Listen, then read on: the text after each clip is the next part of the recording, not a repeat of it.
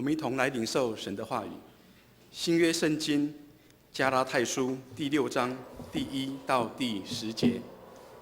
和合本圣经在第266页，其他版本请看荧幕。加拉太书第6章第1节到第10节。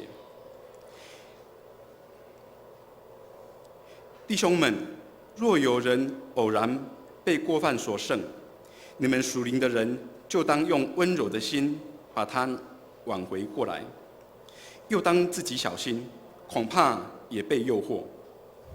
你们个人的重担要互相担当，如此就完全了基督的律法。人若无有，自己还以为有，就是自欺了。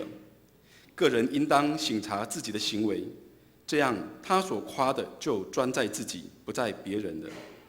因为个人必担当自己的担子。在道理上受教的，当把一切需用的供给施教的人。不要自欺，神是轻慢不得的。人种的是什么，收的也是什么。顺着情欲撒种的，必从情欲收败坏；顺着圣灵撒种的，必从圣灵收永生。我们行善不可丧志，若不灰心，到了时候就要收成。所以有了机会，就当向众人行善，向信徒一家的人更当这样。以上，接下来请本堂许牧师讲道，题目是互相担当，互相担当。各位弟兄姐妹，大家平安。这时候邀请你把你的右手伸出来，然后看着你的右边的人，然后告诉他说：“我愿意帮助你。”好像不太诚恳哦，用诚恳的眼睛再跟他讲一遍：“我愿意帮助你。”再将你的左手伸出来，放在右手那个人手上，放上去，握着他的手，跟他说：“我愿意接受你的帮助。”我们手握着，不要放开，我们一起来祷告。父上帝，我们感谢我们彼此成为肢体，在你的爱人节，愿主你的圣灵亲自运行在我们当中，让我们互相担当，互相扶持。愿主你的话语成为我们的帮助，成为我们互相扶持的力量。祷告奉靠主耶稣基督的名，阿们。也可以放开了，如果你要握着一直握着也 OK。上个礼拜，我们知道台湾在今年有一个很大的台风苏迪勒台风，在这个台风里面，不好意思，帮我按下一页。这个台风造成了很多地方都有灾害，到今天还有一些地方还没恢复，特别是在乌来的山区里面。在那里有许多的居民，他们因为道路不通，所以无法得到救援。在台风过后的第2天，总会的同工和泰雅尔中会的一些同工们，他们用走路的方式进入到乌来这里面，去了解他们的需要。在这当中，随后召聚了来自各个地方的弟兄姐妹，特别是泰雅尔中会从宜兰、新竹、苗栗等等地方，他们一起要来扶持着在乌来山区当中部落的弟兄姐妹，每个人都背负着30到40公斤的物资，装在竹篮里面，往山区里面去走。当中，他们背了经过这么多的路，都不是正常的道路。他们背负着这些食物，为的是要使这些弟兄姐妹他们的生命得以有食物可以存活。就进到各个部落，从乌来进到最里面的福山。在那一天的过程里面，当中有一个传道说，若是有一小片肉就好了。所以隔天他们就准备了猪，他们宰猪，然后将这些猪分装。在第2天，他们就背着行囊，走在路上，进到部落里面去，完成了这些受苦肢体他们在生活上物资的需要。在这个时刻，这群弟兄展现了在爱中的服侍，担起了对方的需要。这是一个互相扶持的一个具体表现，就像刚刚我们手牵手在爱中连结一样。一间房子是由许多的砖头堆叠出来的，但是能让每一块砖头都能够紧密连结在一起的，就是由水和水泥和在一起，扮演真正的粘着剂。而水和水泥在和在一起的时候，看起来很软弱，但是它却是能让每一块砖头紧密的结合在一起。那么，教会是由每一个人所结合而成的。真正帮助我们粘在一起的是什么？我想当中有一个唯一的答案，就是在我们生命当中的软弱。当我们生命当中有太多的重担的时刻，使我们无法负荷，感到无力去解决的时候，只有大家愿意共同承担，在软弱的时刻带来上帝安慰的话语，在软弱的时刻一起祷告的力量，让每一个软弱的人都能够紧紧的结合在一起，不会被击倒。但是我们生存的这个世界，却常常告诉我们，需要做一个刚强的人。你要自立自强，自力更生，自我独立，不需要别人的协助。其实这是一个谎言。我们仅仅能够承担的，在这个世界上的只有一点点。许多生命的功课是需要身旁的弟兄姐妹一起来陪伴，一起面对的。因此，当我们愿意放下自己，敞开自己，我们让别人来参与在我们的生命当中，我们彼此互相依赖，也在别人的需要上面献上我们自己。那么，在这样施与受的过程当中，我相信这两只手握在一起的时刻，我们真的会认识，而且真正的能够感受到上帝的恩典。不过，这一切我们都是要倚靠圣灵。在加拉太书第5章第25节里面说，我们若是依靠圣灵得生，就当依靠圣灵行事。所以不论如何，我们都应当让圣灵来带领，而不是经历一些私人的私密的神秘经历。这个圣灵的带领是让彼此能够互相在爱中扶持，这是一个非常自然的事情。所以在圣灵所结的果子中，爱是很重要的。这也就是保罗所说的，用爱心彼此来服侍。特别我们看见在乌来这一次的风灾当中，就在爱当中，他们彼此服侍。但是我们也不能很空泛的、很抽象的谈爱心，因为我们只谈爱，用嘴巴说很简单，可是有时候脚踏实地，要具体的彼此相爱，看起来就有困难了。保罗在这边清楚的说明，唯有靠着圣灵行事的人，他们当彼此相爱，他们就可以知道什么事可以做，什么事不能做。今天的经文虽然是第6章，但是如果我们往前看一节，第5章26节当中，就告诉我们基督徒不应该怎样来彼此相待。26节里面说，不要贪图虚名，彼此惹气，互相嫉妒。这个虚名原文的意思是自以为自高，自己看自己很行。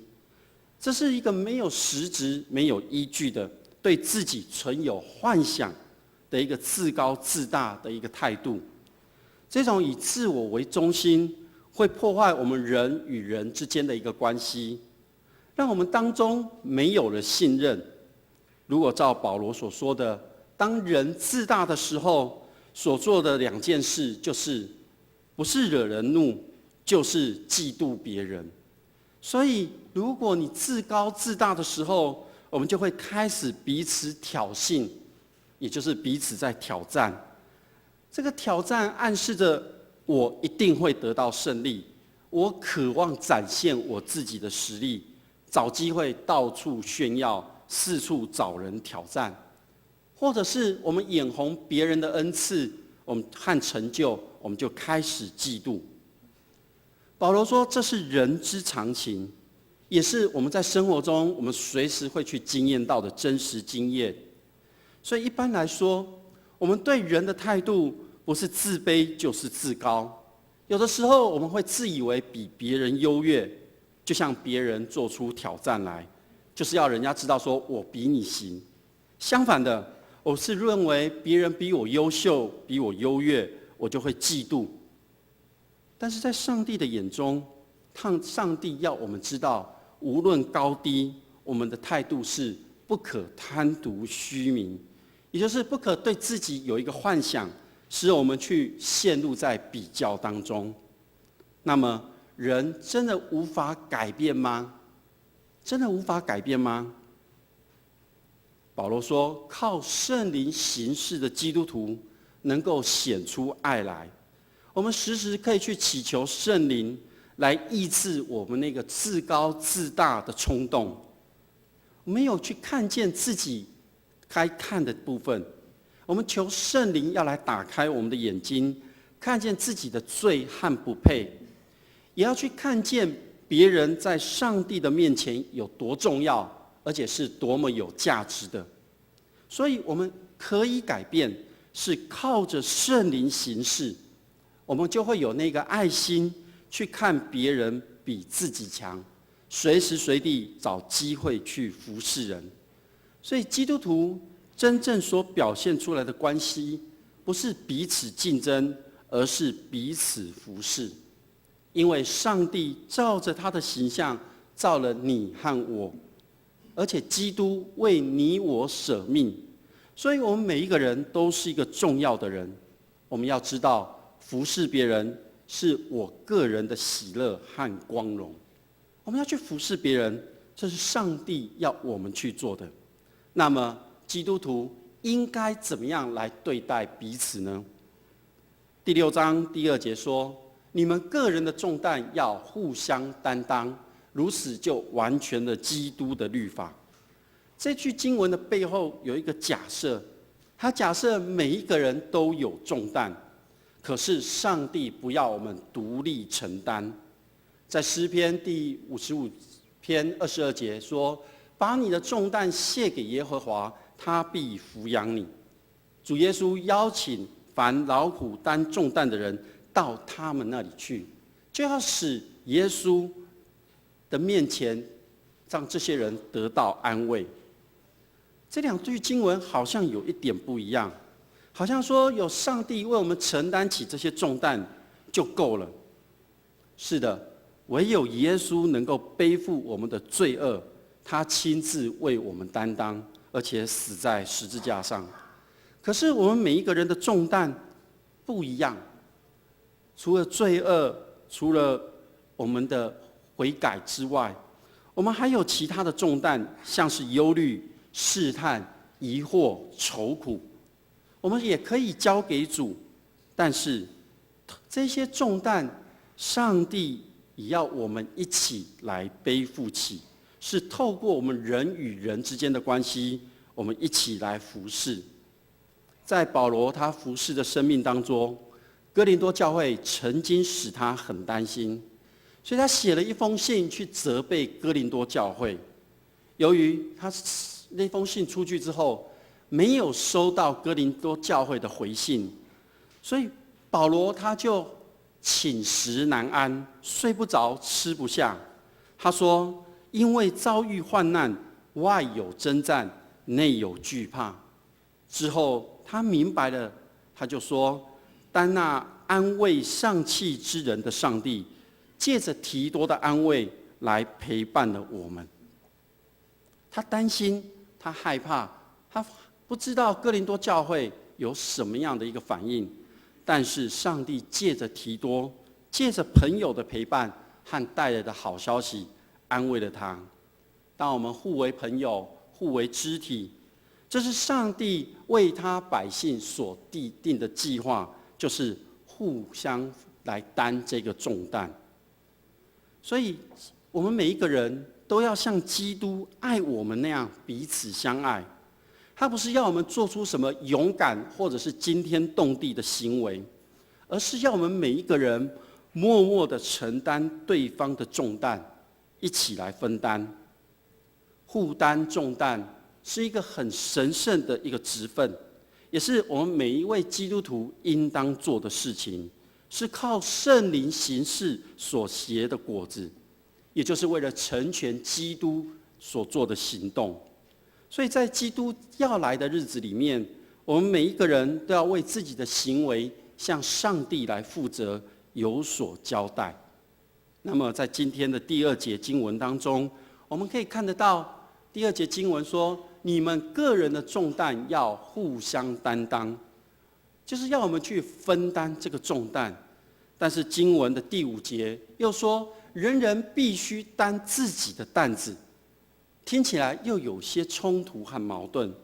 其实这是原文中这个担子的意思不一样。第2节的担子是一种很重又压着你喘不过气的一种担子，而第5节的担子指的是一般的背包。因此，你若是一个人，你要背得起来的是第5节的一般的背包，而第2节所说的担子是你无法背起来的重担，你需要别人来帮忙，需要别人一起来分担的。但是第5节的一般的背包是别人无法帮你背的，你必须背起来，特别是在将来的日子，你要在上帝面前交代的事情。所以这边所说的担子是不一样的。所以保罗在第1节特别提到，如果有人突然犯罪的时候，或者是被人发现犯罪的时候，他告诉我们应该怎么做，谁该去做，那么该怎么做。我们发现了这个担子，保罗所说的是第2节的那种担子，那我们就必须一起来陪伴他、扶持他。在我们该做什么的时候，说如果有人偶然被过犯所胜，把他挽回来。这个挽回有一种整理或者是恢复原来的面貌的意思。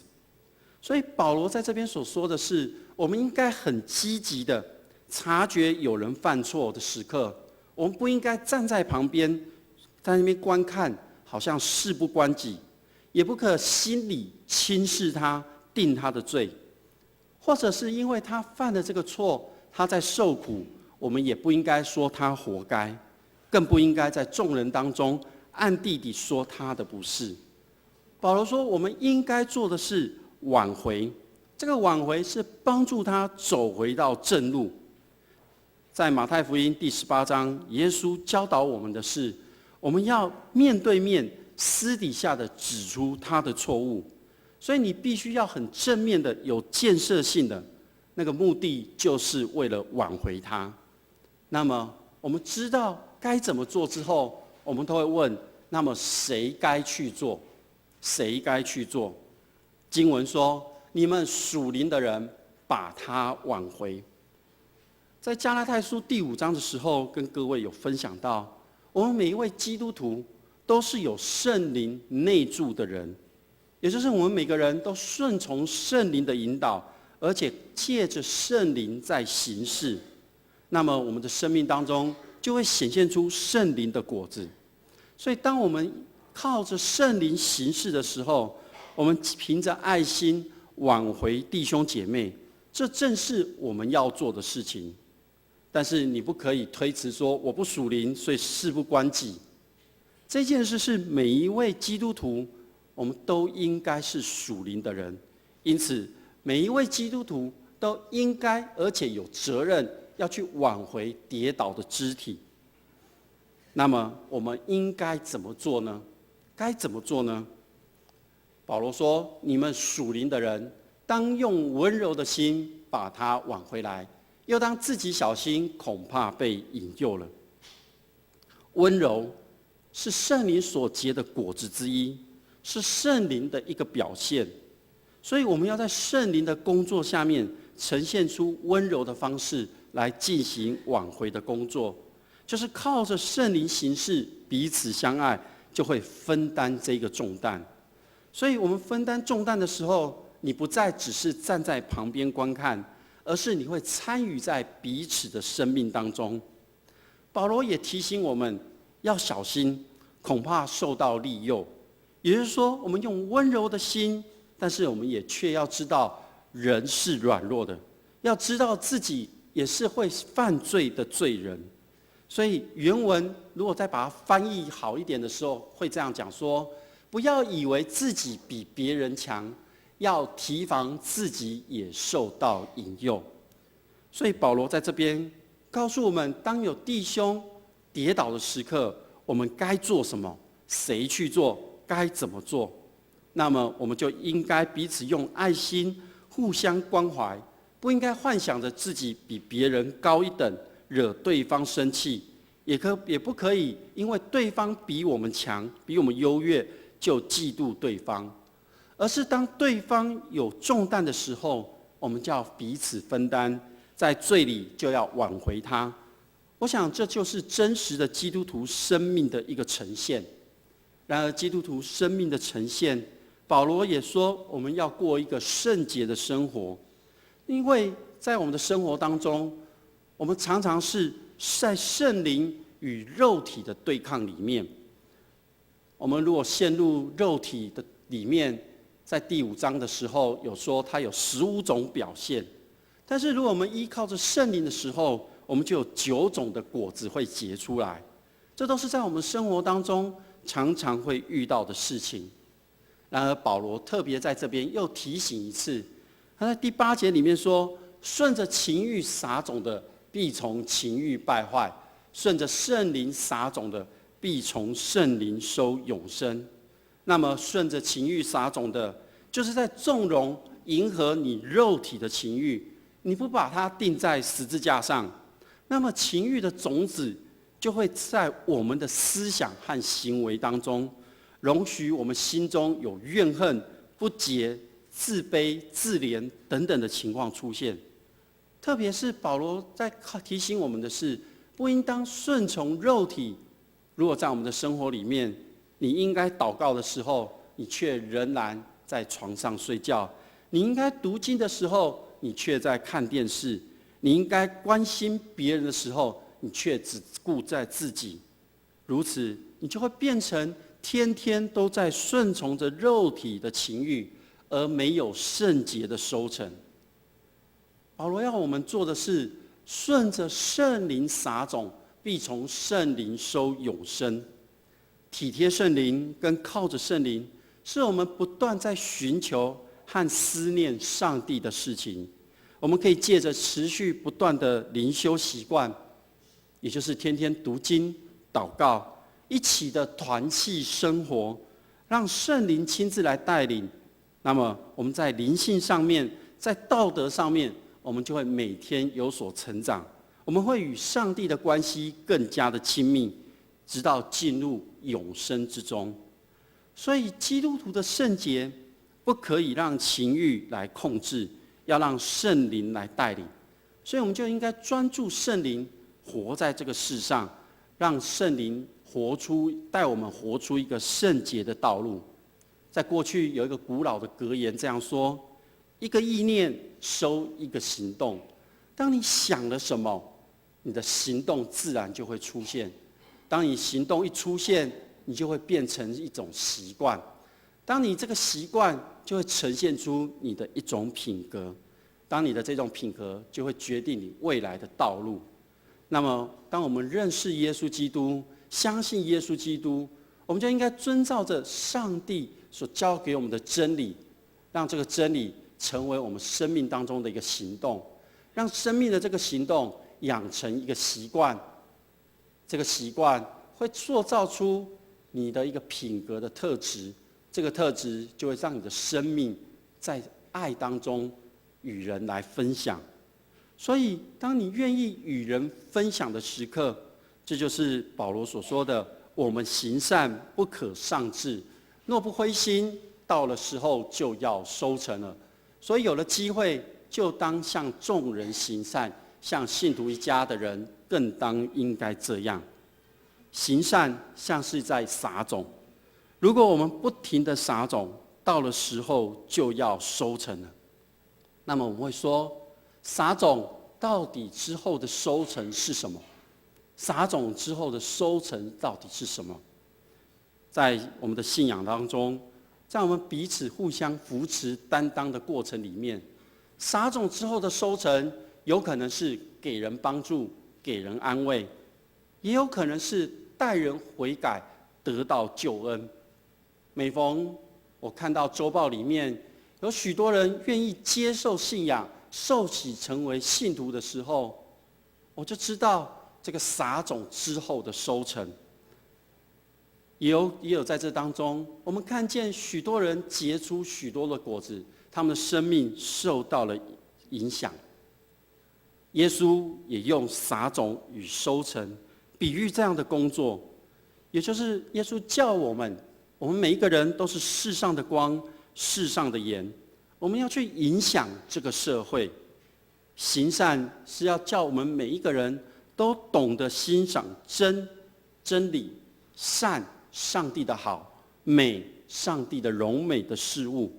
行善的人也会得到报偿，当然不只是救恩，更重要的是天上所为我们预备的是忠心服侍的人所可得到的赏赐。所以我们基督徒在我们的生活里面，我们要撒的种，第一个就是上帝的道，也就是真理。这个真理不只是撒种而已，撒出的这个种子不是你头脑记得而已，更是在你的心里。第二个就是我们所受到的这个上帝的道真理之后，我们的思想和行动。这个思想和行动，你是要选择让肉体的情欲带着你，还是你要顺着圣灵的帮助结出那好果子？第三个是所行的善，这个所行的善就是你的生命是否要来落在别人的生命当中，彼此分享，彼此互相担起重担呢？我想真正的信仰不是自给自足，而是分享。真正的信仰不是你自己独立来完成事物，而是彼此互相扶持。很理想的生命不是你独立的生活，而是互相的依靠。有的时候我们是提供帮助的人，有的时候我们是成为帮助别人的人。所以当我们学习将一切美好的事物与其他人分享的时候，那么我们在许多的地方也成为领受分享的人。我们是互相需要的，在施与受的过程当中彼此扶持。所以我们要记得，如果是你顺着肉体，你就是以自我为中心的人，你拒绝对他人付出的一个责任。如果你是顺着圣灵，则是一个负责任的生命，愿意对周遭付出关心，活出真正的一个自由。当我们拥有这样的自由的时候，我们就要认真的来行善。这个行善不是指着财务上的施舍，更重要的是福音的工作。我们每一个人作为上帝的儿子，耶稣基督的门徒，我们要问的是，我们是否有认真的在撒种？我们是否有认真的在撒种呢？我想那个时候到来的时候，我们会知道，而且会有收获的。在过去这一段时间，用加拉太书跟大家一起来分享，我们都可以看见加拉太书是为着福音在辩护着，他担忧着信徒受到另一种福音的影响。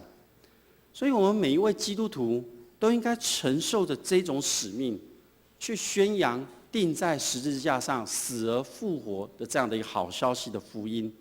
我们有这样的一个使命，我们就更应该借着查考圣经，认识传统，运用理性经验来思辨每一个上帝的话语，让这个话语成为在我们的生命当中的帮助，以及别人的帮助。让我们一起聚焦在十字架上的信息，落实道成肉身的信仰。这是我们每一位基督徒都应该竭力追求的，这是我们应该竭力追求的，好不好？再邀请你拿起你的右手，告诉旁边的说：“我愿意帮助你。”然后再去握左边的人，告诉他说：“我愿意接受你的帮助。”我们握着手，我们一起来祷告。父上帝，谢谢你，你恩典的同在，让我们在你的里面，我们彼此相爱，让我们彼此扶持。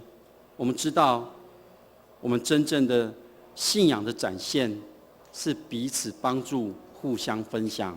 我们不单单只是在里面，在教会里面彼此互相扶持，我们更要走出去，去扶持那些需要的人。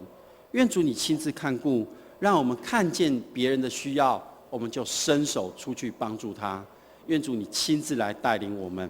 此时我们要用主你教导我们的新的诫命，我们一起同心来说：你要尽心、尽性、尽意爱主你的上帝，这是诫命中的第一，且是最大的。其次也相仿，就是要爱人如己。这两条诫命是律法和先知一切道理的总纲。我赐给你们一条新命令，乃是叫你们彼此相爱。我怎样爱你们，你们也要怎样相爱。你们若有彼此相爱的心，众人因此就认出你们是我的门徒了。